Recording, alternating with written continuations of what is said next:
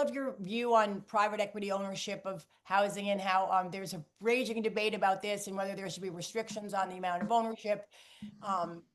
And it's certainly affecting some markets geographically more than others, but I'd love to hear your thoughts. Thank you. Thanks, Mark.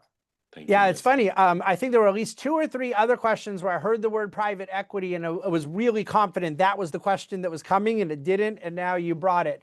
And this is the area where both certain populists on the right and definitely a lot of people on the left become livid with me, but I'm not going to pull any punches because I cannot stand the revisionism that goes on about this subject in the public square.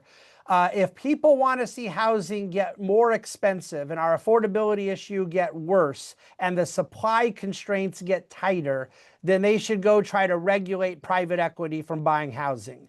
Because the last thing you need when you need more supply is to take away access to capital that drives more supply. What our whole country should be doing as we try to get more housing stock is saying thank you to private equity.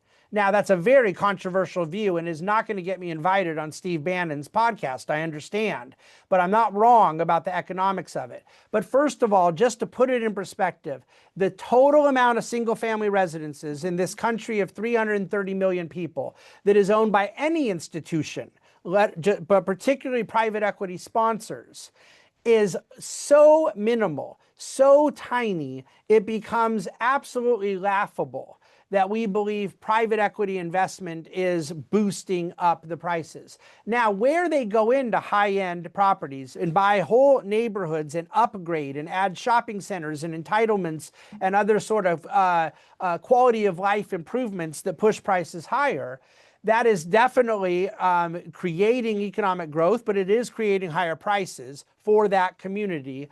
And people can believe that it is not good for our country to have nicer housing stock or more amenitized neighborhoods if they want. That isn't my view, but that's an acceptable view. But what we have to understand is the main issue of getting new housing built. That's not what private equity is doing. Private equity is not coming in and saying, we're going to go through the 4-year entitlement process. They don't have the timeline to be able to go do that. So now people have come to criticizing home builders, even in areas like Dallas that are really quite market friendly. And Derek Thompson has written a lot about this. He's basically a center-left guy who has taken the David Bahnsen right-wing view about housing stock and abundance, so to speak. And he's done some very sober assessments of how untrue it is that institutional ownership of housing and building new housing is the problem. We need more capital coming in, so we should invite all comers, and that includes private equity. Now, various neighborhoods can have the restrictions they want to have and so forth about HOA and all of that, but my own view is that building more housing stock is beneficial to the cause, and to the degree that people want to know why there is more, because private equity is primarily swimming in mid-priced and upper mid-priced product. Why isn't there more low-income issues being developed? It is almost always from regulatory overreach.